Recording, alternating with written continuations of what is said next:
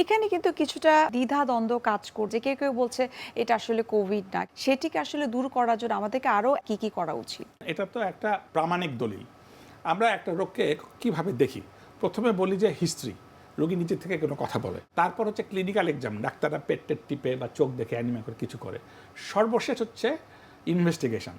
যদি ইনভেস্টিগেশনে প্রমাণ করা যায় যে এটা কোভিড, এবং আমাদের লিখেই দেওয়া থাকে কোভিড পজিটিভ, এবং সেই ডাটা গভর্নমেন্টের কাছে থাকে, তার কাছে একটা টেক্সট মেসেজ যায়, এর জন্য সংশ্লিষ্ট যে সমস্ত অন্যান্য দপ্তর থাকে সবার কাছে পরিষ্কার ডাটা চলে যায়, তাহলে ওইটা দেখে যদি কারো কোভিড পজিটিভ হয় তাহলে এইটা নিয়ে আর কোনো সংশয় নাই যে এটা কোভিড পজিটিভ কি কোভিড পজিটিভ না। শুধুমাত্র পজিটিভ হলে আগের মতো লক্ষণ হচ্ছে না। আমি খুবই প্রাসঙ্গিকভাবে একটা ছবি আমি একটু দর্শকদের দেখাতে চাই। এটা হলো এখনকার যে ভ্যারিয়েন্ট, অর্থাৎ ওমিক্রন ভ্যারিয়েন্টের যদি হয় তাহলে পারে কি কি লক্ষণ আসবে। এটা একটা মানব শরীর, আমরা দেখতে পাচ্ছি যে এখানে ক্ষুধা কমে যাওয়া, আগে এই ক্ষুধা কমে যাওয়াকে আমরা অত রকম গুরুত্ব দেই নাই আগের বারে, যদি আমরা মনে করতে পারি। আমাদের জ্বরটাকে প্রথমে দেখেছি, এইবার ক্ষেত্র বিশেষে অ্যাফিব্রাইল হতে পারে। অ্যাবসেন্স ফিব্রাইল মানে টেম্পারেচার, জ্বর নাই। তাহলে যদি ক্ষুধা কমে যায় একটা মানুষ তো অস্বস্তি বোধ করবে হওয়ার পরে, তাহলে প্রথমে ক্ষুধা মনে তখনই ওনাকে একটা মাথায় নিতে হবে এই সময়কালে যে চিকিৎসকের কথা বলা আছে, তাহলে আমি একটু ভাববো। দুই হচ্ছে মাথা ব্যথা, এটা আগেও ছিল। গলা ব্যথা, এটা আগেও ছিল।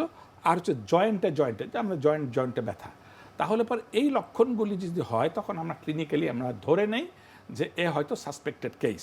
যদি আপনি মাথা ব্যথা দেখেন 2-3 দিন থেকে যাচ্ছে এবং সবচেয়ে বড় কথা রুচি আপনি কিছুই খেতে পারছেন না এবং বুকে আপনার শুকনো কাশি হচ্ছে, তাহলে আপনি দ্রুততম সময় চিকিৎসকের শরণাপন্ন হন। এবার চিকিৎসকটা বাড়তি কি দেখবেন, চিকিৎসকটা তার স্টেথোস্কোপ দিয়ে তিনি দেখবেন যে তার লাংসে কোনো পরিবর্তন আছে। তারপর সেটা পরীক্ষা নিরীক্ষার মাধ্যমে চিকিৎসকরা যদি নিউমোনিয়া জাতীয় লক্ষণ পান অথবা নিউমোনিয়া প্রমাণ করতে পারেন তাহলে পারে আর সন্দেহাতীতভাবে যদি কোভিড পজিটিভ হয়ে থাকে তো আলহামদুলিল্লাহ, যদি না থাকে চিকিৎসকরা ক্লিনিক্যালি সাধারণত বলে থাকেন যে এটা কোভিডের কেস। যদিও আমরা বলেছি একটু আগে যে কোভিড জ্বর থাকতে পারে নাও থাকতে পারে, যেটা গতবারের সাথে ডিস্টিংক্ট পার্থক্য। এছাড়াও কাশি, এর আগে যেটা আমরা বারবার দেখেছি, আগে বলতাম যে জ্বর আর কাশি হচ্ছে কোভিডের মূল লক্ষ্য।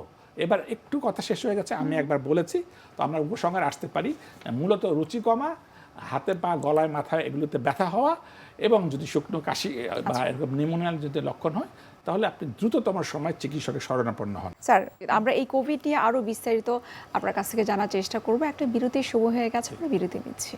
সুপ্রিয় দর্শক, আপনারা দেখছেন এনটিভি নিয়মিত স্বাস্থ্য বিষয়ক আয়োজন স্বাস্থ্য প্রতিদিন। এ পর্যায়ে আমরা নিয়ে নিচ্ছি একটা ছোট্ট বিরতি। কোথাও যাবেন না, আমাদের সঙ্গে থাকুন।